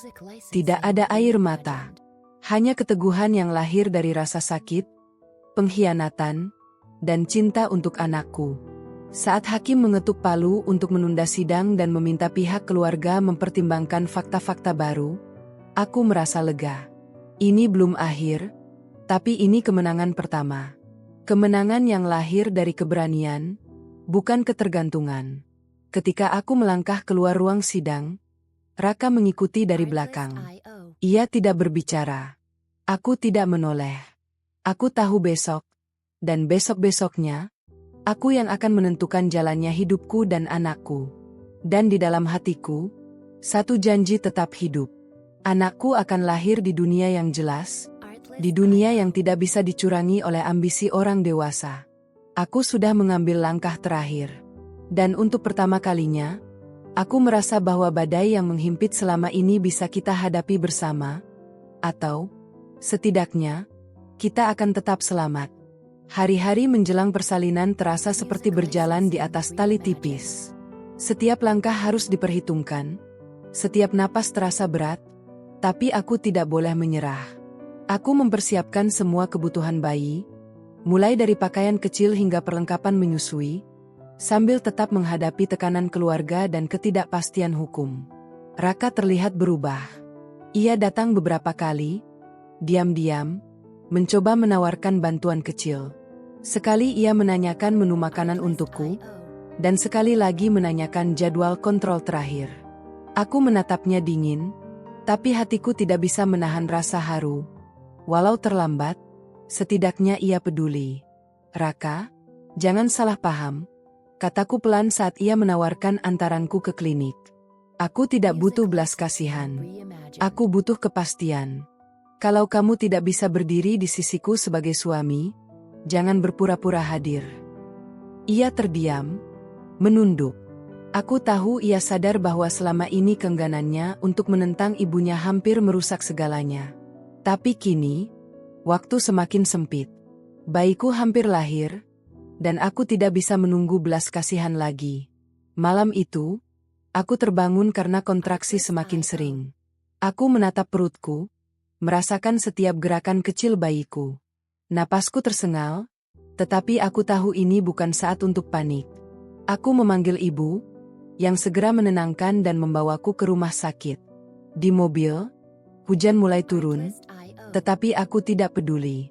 Fokusku hanya pada satu hal, memastikan aku dan bayi selamat. Sesampainya di ruang bersalin, aku melihat dokter menatapku serius namun lembut. Alia, kita akan pastikan semuanya berjalan lancar. Tenang. Ya. Aku menutup mata, memejamkan tangan, dan membayangkan wajah bayi kecilku. Semua perjuangan, semua tangis, semua rasa sakit, semua akan bermakna saat aku memegangnya nanti. Di lorong rumah sakit, tiba-tiba ponselku bergetar. Pesan dari Raka. Aku di luar. Aku ingin berada di sisimu. Napasku tercekat. Aku menatap perutku, tersenyum pelan. Bayiku bergerak seolah menyambut pesan itu. Aku tidak tahu apakah Raka siap menjadi ayah yang penuh tanggung jawab, atau sekadar hadir karena rasa bersalah. Tapi malam itu, yang terpenting adalah satu hal. Aku tidak lagi sendiri. Dan di tengah kontraksi yang semakin kuat, aku merasakan keteguhan baru lahir di dalam diriku. Aku siap. Aku siap melahirkan dengan kepala tegak. Aku siap menghadapi semua konsekuensi. Aku siap menjadi ibu yang melindungi anaknya, dengan atau tanpa mereka. Dan malam itu, harapan itu diuji ketika kontraksi semakin intens, membuatku menahan napas di ruang bersalin. Ibu memegang tanganku erat, menenangkan setiap gemetar yang kurasakan. Bayiku bergerak, seperti ikut berjuang bersamaku. Raka duduk di kursi pojok, menatapku tanpa berkata apapun. Matanya merah, jelas menahan perasaan bersalah dan takut. Aku menatapnya sekilas, tapi tidak membiarkan rasa ragu menguasai langkahku. Ini bukan tentang dirinya. Ini tentang anak kami. Dokter dan perawat sibuk menyiapkan semuanya. Aku menutup mata, bernafas dalam-dalam, dan mengingat setiap keputusan yang telah kutempuh selama berbulan-bulan. Setiap air mata, setiap luka hati, setiap tekanan dari mereka, semua itu membawaku ke saat ini. Nak, ayo keluar sekarang. Ibu ingin melihatmu. Bisikku dalam hati. Kontraksi terakhir datang. Aku menahan rasa sakit, menjerit pelan, dan tubuhku bergetar hebat. Semua ketegangan, semua ketakutan, dan semua kesedihan seakan dilepaskan bersamaan. Dan kemudian, tangisan kecil terdengar. Seorang bayi lahir di dunia ini. Bayiku. Suaranya menembus seluruh ruang, membuatku menangis, bukan karena rasa sakit, tapi karena lega, karena bahagia, dan karena cinta yang tak terbendung. Dokter menaruhnya di dadaku. Kulitnya lembut, hangat, dan matanya menatapku seakan mengenalku sejak lahir. Aku menahan napas, menatap wajahnya, dan air mata jatuh tanpa bisa kutahan. Raka bangkit, berjalan perlahan mendekat. Matanya penuh air mata. Alia, aku. Aku menatapnya, kepala tegak. Ia lahir, dan aku akan melindunginya, Raka, dengan atau tanpa kamu. Ia terdiam, menunduk, menyadari bahwa keputusan dan keberanian yang selama ini ia abaikan kini telah menjadi kenyataan. Bayi kami lahir, dan semua yang dulu tampak tak pasti sekarang nyata. Anak kami aman, dan aku berdiri tegak sebagai ibu yang melindunginya. Malam itu, tangis bayi kami menjadi suara kemenangan. Bukan kemenangan atas siapapun, tapi kemenangan atas rasa takut, tekanan, dan ketidakadilan yang selama ini menekanku. Aku memeluk bayiku Ngrat, merasakan setiap napasnya, dan menyadari satu hal yang tak akan pernah berubah. Selama aku memiliki nyawa, aku akan melindungi anakku. Dan dunia boleh mencoba menentang, tapi kami akan bertahan. Kepala tegak, hati teguh, cinta murni. Itulah awal dari babak baru, bukan hanya bagi anakku, tapi juga bagi hidupku sendiri. Keesokan paginya, aku masih memeluk bayi kami di kamar rumah sakit ketika pintu terbuka perlahan. Bayangan seseorang yang familiar membuat jantungku berdebar. Bu Ratna berdiri di sana, wajahnya pucat, matanya tidak bisa menyembunyikan keterkejutan. Di tangannya, terlihat kertas-kertas yang sepertinya baru diterima dari pengadilan. Alia, suaranya bergetar, terdengar jauh dari nada manis manipulatifnya yang biasa. Aku tidak menyangka. Aku menatapnya dingin, bayi di dadaku menempel erat. Tidak menyangka apa, Bu? Tanyaku pelan tapi tegas. Ia menelan ludah, menunduk sebentar, lalu akhirnya berkata pelan, bahwa kau tetap berdiri tegak, bahwa anakmu lahir, dan kau tetap kuat meski menghadapi semua ini. Aku menarik napas panjang. Aku tidak berdiri untuk diriku sendiri. Aku berdiri untuk anakku. Dan jika kalian ingin masuk ke hidupnya, kalian harus menghargai itu. Tidak ada lagi permainan, tidak ada lagi tekanan. Sunyi menyelimuti ruangan. Bu Ratna menghela napas panjang, dan untuk pertama kalinya, aku melihatnya tanpa topeng. Seorang ibu yang terkejut menghadapi kenyataan bahwa rencananya gagal. Aku datang untuk minta maaf. Katanya akhirnya, suaranya hampir berbisik. Aku terlalu mengatur. Aku salah. Alia, Aku menatapnya, tidak langsung merespons. Bayiku bergerak kecil di dadaku, seakan merasakan ketegangan yang masih tersisa. Aku tidak ingin permintaan maaf membuatmu lega atau melupakan yang telah terjadi, kataku pelan. Tapi anak ini lahir. Dan selama aku yang menjaganya, aku yang menentukan bagaimana ia dibesarkan. Ia menunduk, menahan air mata. Sunyi terasa berat, namun berbeda dari sebelum-sebelumnya. Sunyi ini adalah sunyi yang penuh penyesalan dan pengakuan. Di sampingnya, Raka berdiri, wajahnya memucat, jelas menyadari kesalahan dan kehilangan kesempatan. Ia melangkah maju, menunduk, mencoba menawarkan tangan, tapi aku menggeleng. Tunggu, kataku. Pertama-tama, hormati anakmu. Tidak ada yang lain sebelum itu. Dan di situ, di kamar rumah sakit yang sederhana, aku menyadari satu hal. Segala tekanan, segala tipu daya, segala ketakutan yang selama ini menghimpitku, kini berakhir. Bukan karena mereka menyerah, tapi karena aku tidak pernah menyerah. Anakku lahir dengan status jelas. Aku berdiri tegak. Dan untuk pertama kalinya, dunia mereka yang sempat ingin menghapusku harus datang berlutut. Bukan kepada mereka, tapi kepada kebenaran dan keberanianku. Bukan karena mereka menyerah, tapi karena aku tidak pernah menyerah. Hari itu, aku membawa bayi kami pulang dari rumah sakit. Udara pagi yang segar terasa seperti awal baru, meskipun bayangan konflik masa lalu masih melekat. Aku menatap perutku yang kini terasa ringan karena perjuangan panjang sudah mencapai titik terpenting. Bayiku lahir dengan aman. Sesampainya di rumah, Bu Ratna menunggu di ruang tamu. Wajahnya masih tegang, tapi kali ini ada sesuatu yang berbeda. Sebuah ketulusan yang sebelumnya sulit kulihat. "Al, aku ingin bicara," katanya. Suaranya lebih lembut dari biasanya. "Tentang anakmu, dan tentang kita semua." Aku menatapnya diam. Bayi kami tidur di pangkuanku. Ini adalah momen pertama di mana aku bisa mengatur jarak dan aturan. "Kamu harus tahu, Alia," lanjutnya. "Aku salah. Aku terlalu ingin mengatur hidupmu dan Raka.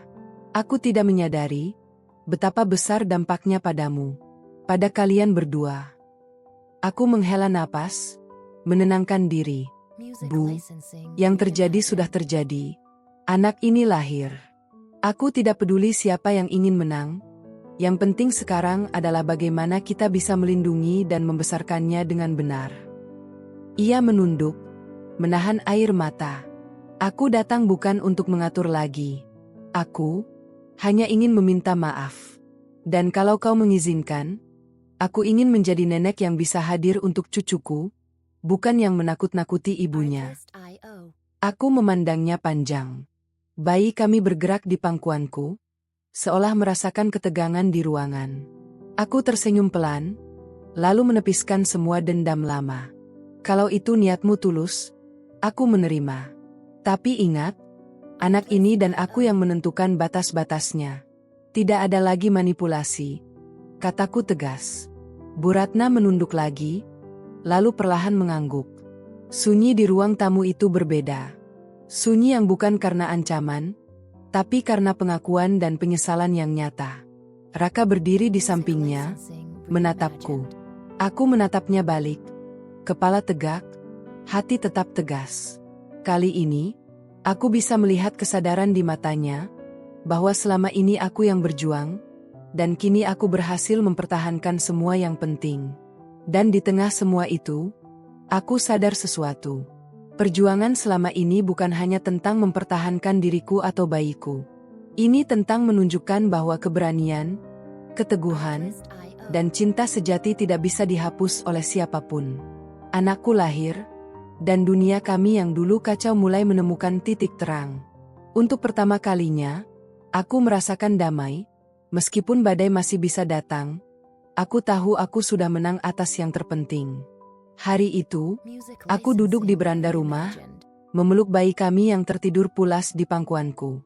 Matahari sore memantul lembut di kaca jendela, menciptakan cahaya hangat yang menenangkan hati. Semua perjuangan, semua air mata, semua rasa sakit, terasa seimbang oleh ketenangan yang baru lahir ini. Bu Ratna datang menghampiri perlahan, membawa segelas teh hangat. Ia menunduk sebentar sebelum duduk di bangku dekatku. "Alia, aku ingin bilang terima kasih. Kau sudah menunjukkan pada kami, pada Raka, bahwa keberanian dan keteguhan hati lebih kuat daripada semua tekanan dan ambisi. Aku menatapnya, masih memeluk bayi kami. Ini bukan tentang kami berdua. Ini tentang anak ini. Dia lahir dengan haknya, dan tidak seorang pun bisa menghapusnya. Itulah satu-satunya hal yang penting. Raka berdiri di belakang mereka, menatapku, wajahnya masih menyimpan rasa bersalah, tapi ada kekaguman yang baru muncul. Aku mengangguk sekilas, memberi isyarat bahwa aku sudah memaafkan, bukan karena mudah, tapi karena ini yang terbaik untuk anak kami. Bu Ratna tersenyum kecil, mata berkaca-kaca. Aku belajar banyak dari kamu, Alia. Tentang kesabaran, tentang keberanian, dan tentang bagaimana cinta seorang ibu bisa melampaui ego dan ambisi keluarga. Aku tersenyum pelan, merasa lega. Semua drama, semua konflik, semua tekanan hukum dan sosial, akhirnya berujung pada satu hal: kejelasan, ketenangan, dan perlindungan untuk anakku. Di sampingku, bayi kami meringkuk, napasnya lembut namun pasti. Dan aku tahu, setiap langkah yang kulalui selama 8 bulan terakhir, setiap air mata, setiap rasa takut, setiap keputusan sulit, telah membentuk dunia yang aman baginya. Aku menarik napas panjang, menatap langit sore yang mulai memerah, dan dalam hati berbisik, "Nak, dunia mungkin tak selalu mudah, tapi ibu akan selalu berdiri di sini, melindungimu, menuntunmu, dan mencintaimu. Tidak ada yang bisa mengubah itu." Dan untuk pertama kalinya sejak semuanya bermula, aku merasa utuh. Tidak ada lagi tekanan. Tidak ada lagi kebohongan. Tidak ada lagi rasa takut. Hanya cinta, keberanian, dan harapan yang kini menjadi dasar keluarga kami yang baru. Badai telah berlalu. Dan aku, bayiku, serta keluarga kecil kami, siap menyongsong hidup baru yang penuh ketenangan, kehangatan, dan kebahagiaan yang sesungguhnya.